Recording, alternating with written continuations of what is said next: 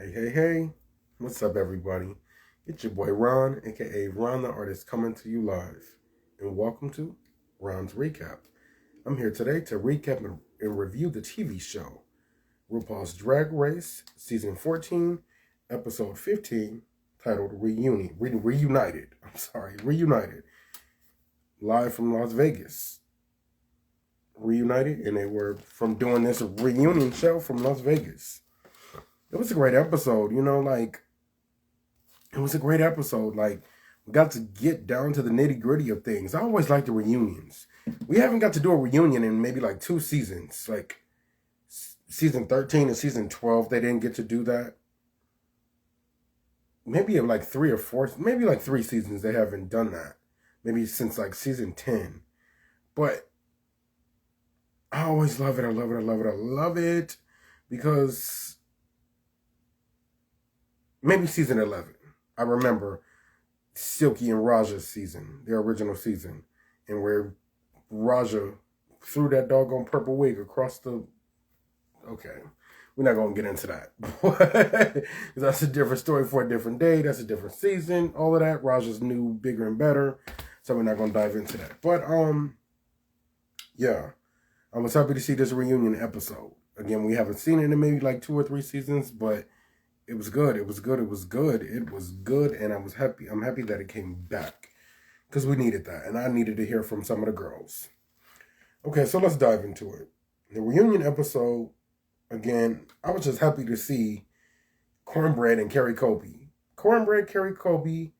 I was even happy to see Maddie Morphosis. Not that I ever had anything against Maddie Morphosis, but I was happy to see Maddie Morphosis and Alyssa Hunter. I was really like, how was she doing? Okay, we're going to get into this. All right, let's get on into it. The recap began starting with the chocolate opening moments. The sound of not having the golden chocolate was, that sound of not having the golden chocolate just, it was just horrible. We got into that moment of who had the chocolates and who didn't, and we had a bunch that didn't have the chocolates until we got to the person that did. After introducing the girls of this season, they got into that moment of talking about, the chocolates. And I gotta say, that sound of not having the chocolate was very dull. Like a trumpet, gone bad. Just wrong. But of course, the person who had the chocolate was, as you guys know, Bosco. And it was at the end of the freaking season too, so that made it just even more juicier, The next scene was a redemption for Cornbread. It was a segment about Cornbread. Her talking about her family. She got to be reunited with her family in a good, space. Got to be reunited with her family in a good space. And,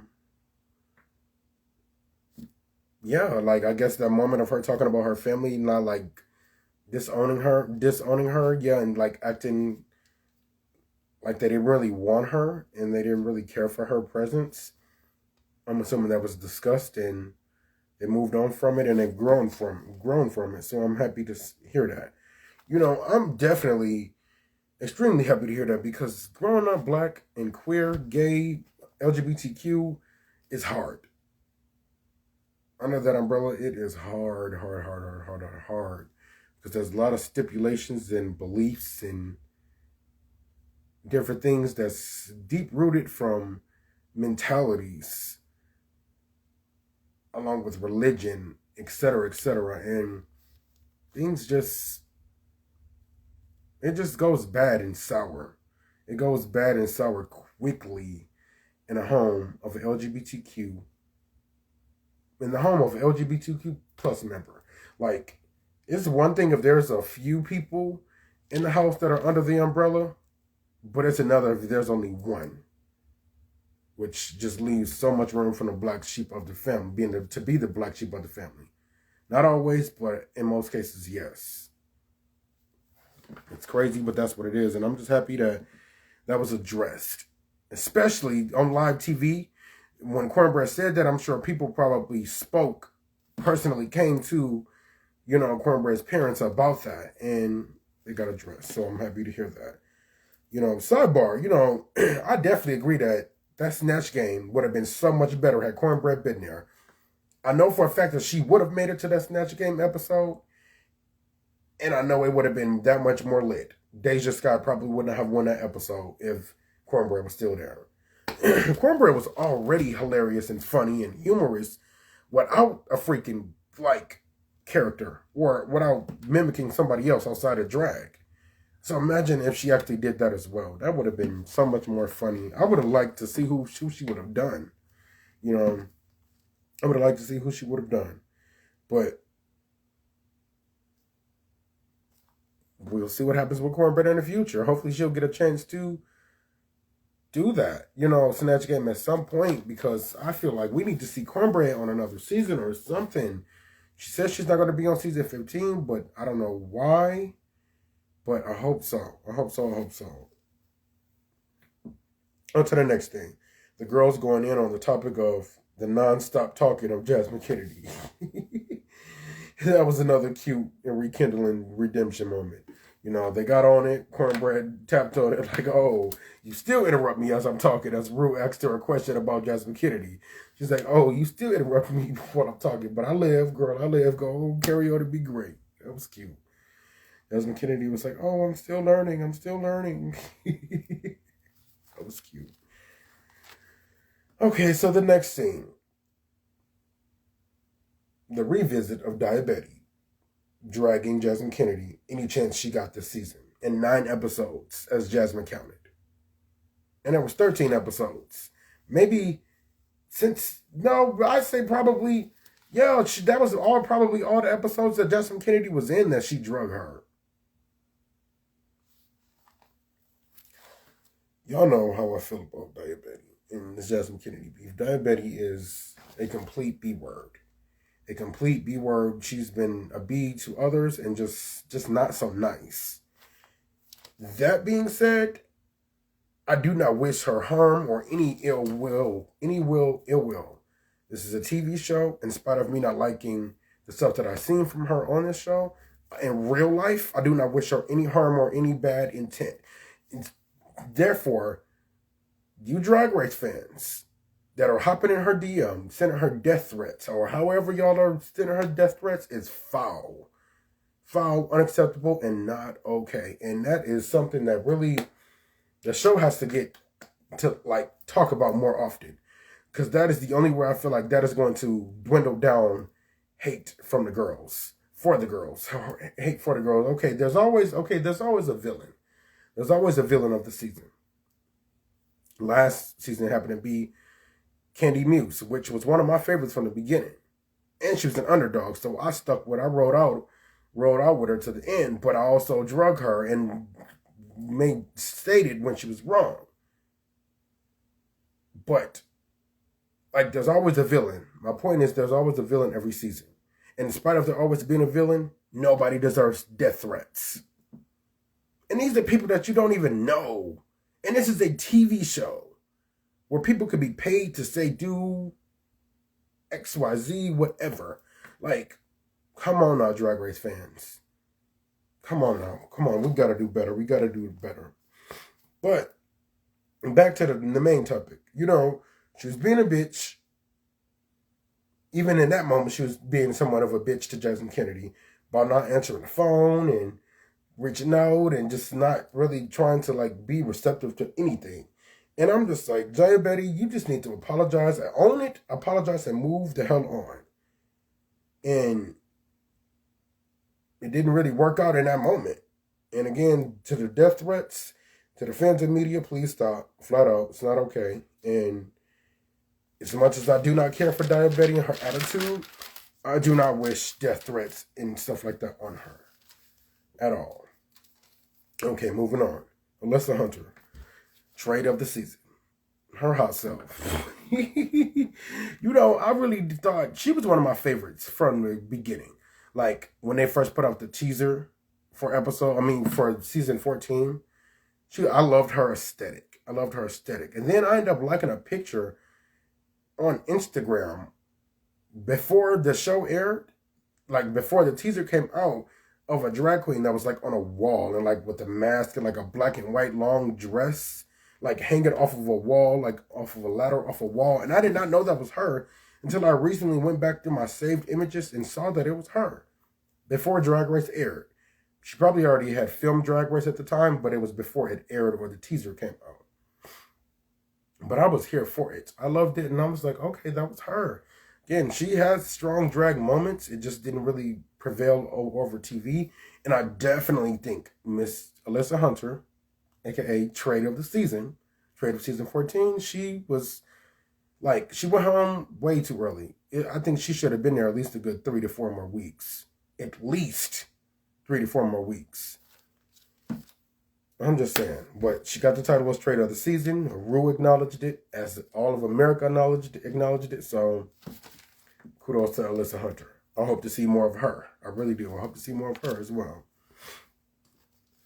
Okay, moving on to the connections amongst the queens. From Angeria to Lady Camden to Georges and Orion Story. Cute. I had no idea of that connection between Georges and Orion Story. But I was like, okay. Yeah, I knew about the Lady Camden and Angeria, which I don't think. They might be a little tit for tat and hug and kiki with each other, but I don't see that really going nowhere. Maybe a little date here and there, but I don't really see that. If so, I like to see it. But I don't really see that going anywhere. No, nothing against Angeria, nothing against Lady Camden, because I like them both individually, but I don't see them together as an item. If it happens, it happens. I'm here for it, but I don't really see it happening. As for Orion Story and Georges, again, that was something too that was a little random, but I didn't see that one coming either. Hey, whatever floats y'all boat, guys. Next up, Metamorphosis. Good old Metamorphosis, bro. The first hetero drag queen on Drag Race ever. Remarkable. One word. Remarkable. It was different. Well, I guess that's 2 words. Remarkable and different. It started a different conversation around drag and the show. And I'm glad that she's received mostly a great response from it. She said she received half saying oh, this is the worst thing, but mostly people are like, this is good. This is accepting. More heteros need to see this. And yeah, and I guess she said that he said that, other straight men are saying that they're thinking about doing drag. And she said that was never her motive behind that. She just knows that's what she's doing. She's doing it. She did it on the show, and that's that. She never had a motive of coming out to do that and inspire anybody else to go that route, because this is a known, LGBTQ plus art form. So, yeah, I'm happy for her. She seems to be getting her flowers. I expected her to go a little longer in the competition as well. She had one good moment that I remember most, and that was that first or second look with the head.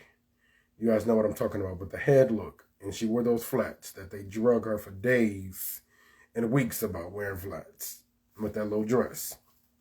But I liked Metamorphosis. I expected her to go a little longer as well, just due to that hetero storyline, but her drag wasn't so great towards the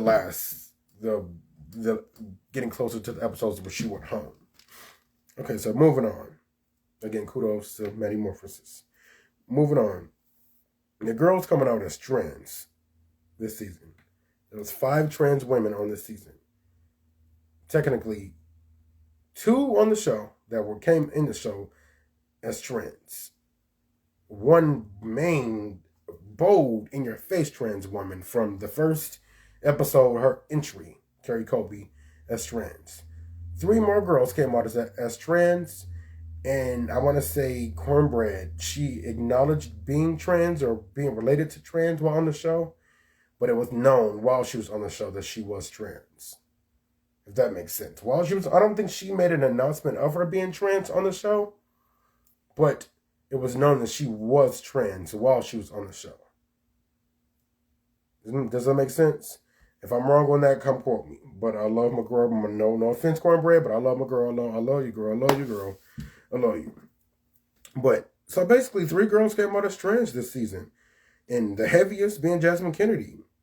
I was happy for her and the other girls that came out as trans. You know, truly living their truth and happily. They deserve it. We as people all deserve to live happily the way we desire in our truth. So that's all I can hope for and wish for anybody out of life, is to be happy and live the way you want to live happily. Like, that's it. That's all to that. Oh, and I gotta agree with Carrie Colby. This was the most trans-centric season of Drag Race ever. Season 14, trans-centric. Kudos. Kudos to that. Moving on to the Saltine role. The Saltine role in the musical. With Bosco versus Lady Camden. We had to revisit that, of course. I love them both, but I'm still happy about Lady Camden crushing it that week, even though she didn't get the role. Ultimately making Bosco eat her words over that madness. But I'm glad that they can laugh about it now and be friends. Laugh about it, be friends, be cute about it, and, you know, it's behind them now. It's TV, it was for TV, you know. Well, maybe it wasn't for TV, but it made good TV. So I'm happy that they got redemption on that. They're not holding it against one another, they're just loving on one another. Okay, so next up, the toot or boot. Cute concept. If I'm not mistaken, that concept is that Gottmik and I forgot her partner on that show, but you guys know what show I'm talking about. Either that toot or boot off that show. That's, I don't know, maybe Bussy Queen. Either Bussy Queen. He has hot or rot. I don't know, but somebody has toot or boot. Somebody, I feel like they say something similar, if not saying toot or boot, on their own little podcast or YouTube channel or something like that. But it was a cute concept. Either tooting a look or booting a look. And the ultimate boot look of the season was awarded to Maddie Morphosis for her last look. That whole quilt-like looking look with Maddie Morphosis and Daddy Morphosis with their blow-up doll as well. She was awarded a Gold Boot Award by Lala Ree from season 13. Passed that torch on with her bag look. So I actually like that Boot Award actually too. It looked heavy and it looked, you know, it was memorable. You could polish that bad boy every day. I liked that award. That's a nice little cute award. Maybe Ru needs to start giving Trade of the Season award, which the fans nominate Trade of the Season. The fans nominate Trade of the Season, give that award, along with the Boot Award, Miss Congeniality, and the actual Crown. I'm just saying. But all right, next up. The library. The library was open. Roasting each other, funny moments, a few kind of meh moments. I wrote down cough. I'm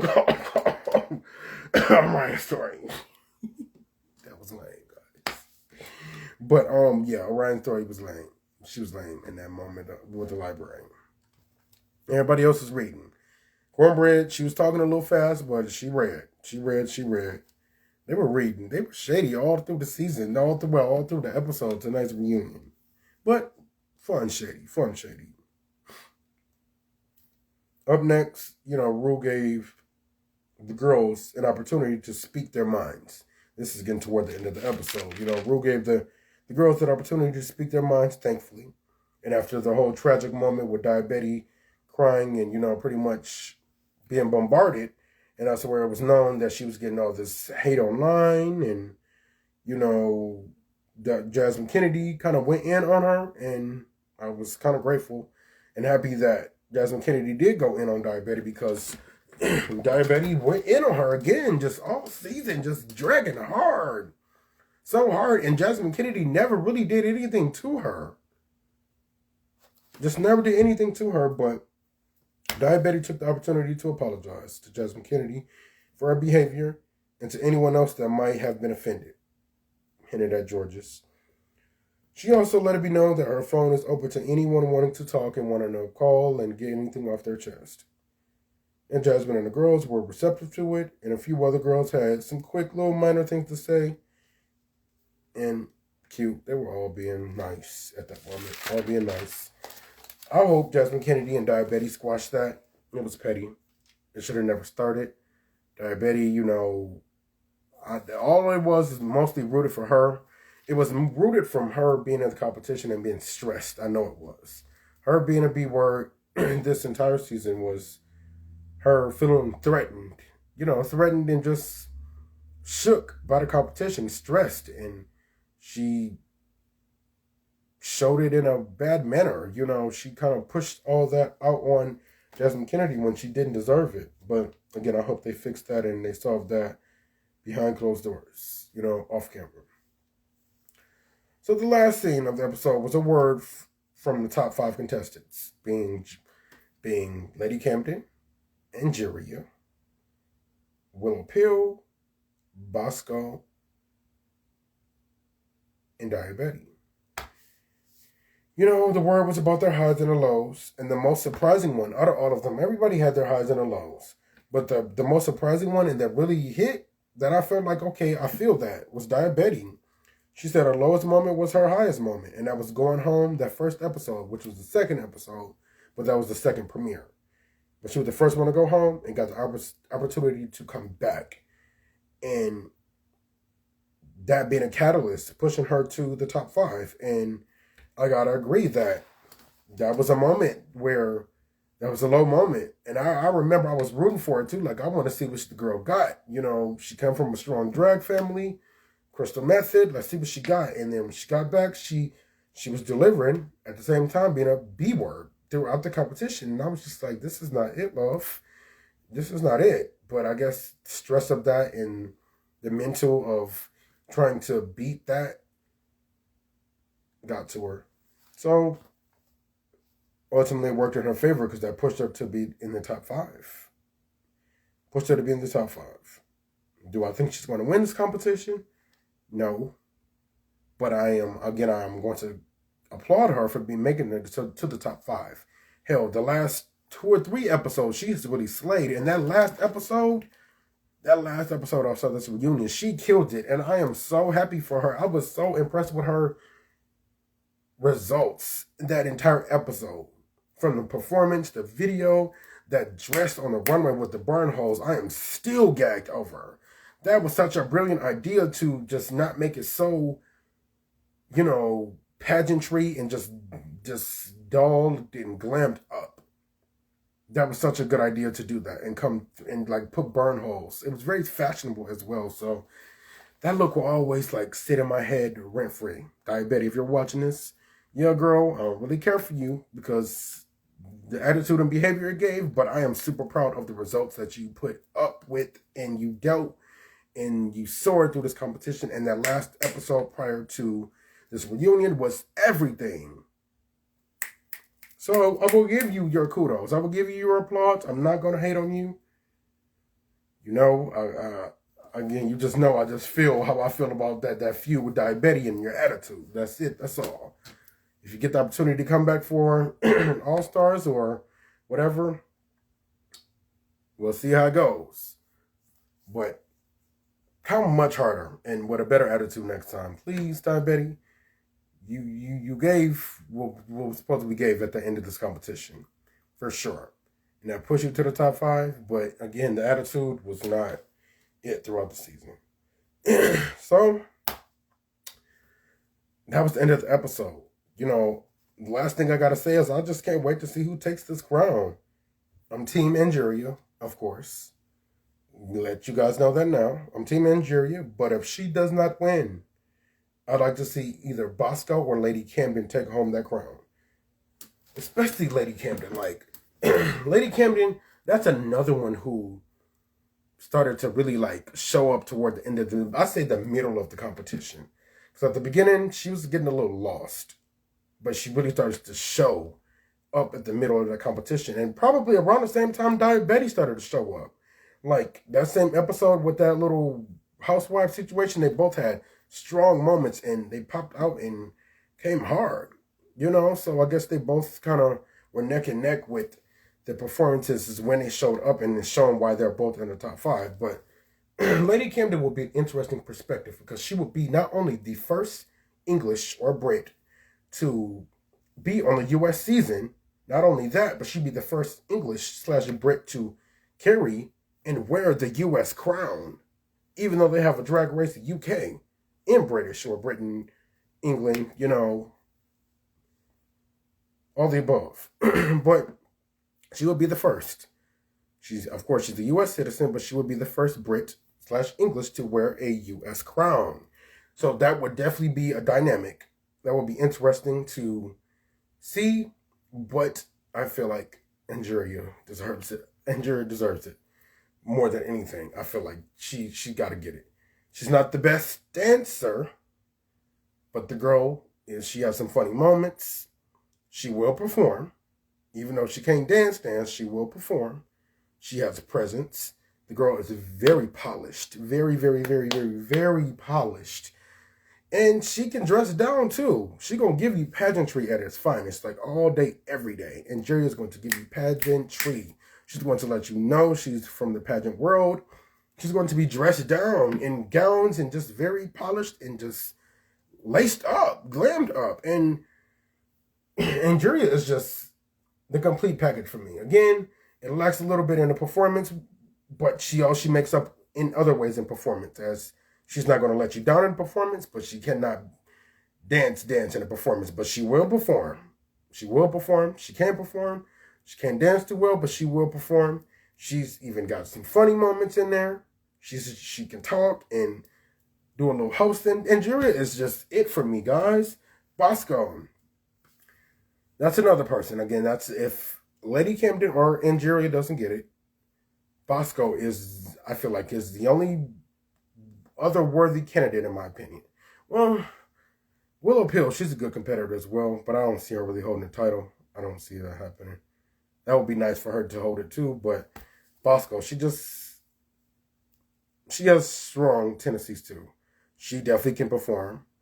I didn't like her whole complacent 3-piece/2-piece suit she was wearing this season for like 5-6 different challenges, but she's strong. Her drag is strong, and again, I always and forever will love her freaking eyebrows. Bosco, them eyebrows are to die for and very conceptual. I love them. I love them. I love them. I've loved them since the beginning. Bosco has a presence, again, different from Angeria and Lady Camden's presence, if that makes sense. All 3 of them have a strong presence. Hell, even Willow Pill has a presence. All 4 of them have strong presence, but again, I feel like the most unique will be between Lady Camden, with Angeria being unique and strong, Willow Pill also being unique, if you want to just strictly go on the word unique. She's also strong, but I just don't see her holding this title. I don't see her holding this title. If she wins, kudos to her. I don't have anything against Willow Pill, but I just don't see it. But Team Angeria, more love it is, period. Team Angeria. Team Angeria. My number 2 pick, Lady Camden. 3, Bosco. And Willow Pill at the minimum. We shall see what happens next week, guys. I'll see you then. It's your boy, Ron, a.k.a. Ron the Artist. If you're watching this with me right now, we are live on Instagram. If you're watching this on YouTube right now, this is not live. This is pre-recorded. And yeah, just like, subscribe, share, comment. Let's talk about the episode. Let's talk about this recap review. Let's talk. If you're watching this on Instagram, the same applies. Share, like, comment, follow me. All of my social media links can be found in the description of any of my videos on there, my vlogs, on my YouTube page. Follow me. Guys, let's talk about the episode. Let's talk about the recap, guys. Until next time, guys. Next week it is the finale. The queen will be crowned. Who will it be?